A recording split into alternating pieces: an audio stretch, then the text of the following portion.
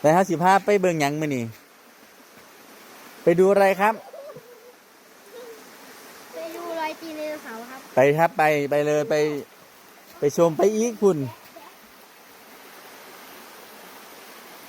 เย็นบ่เย็นเจี๊ยบเลยแหละฉันสิว่าให้อากาศมันร้อนๆจังมาเล่นมันน้ำหินเด้มันเลยเย็นโอ้โห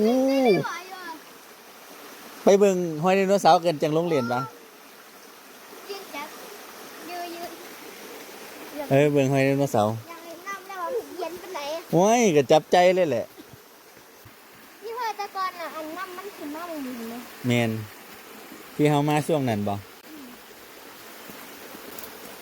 รอยแยกใส่เบิ่ง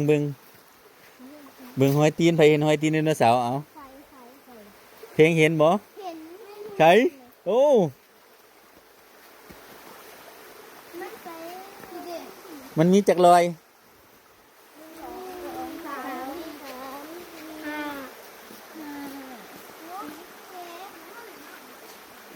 2 3 จักร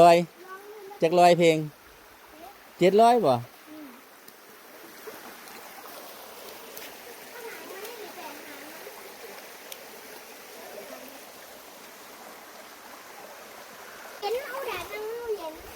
โอ้เย็นชื่นใจดี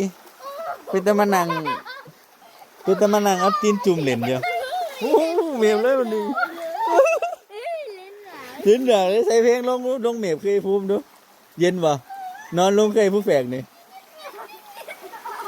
ระวังหัวถือหินเด้อข้างหลังนั่น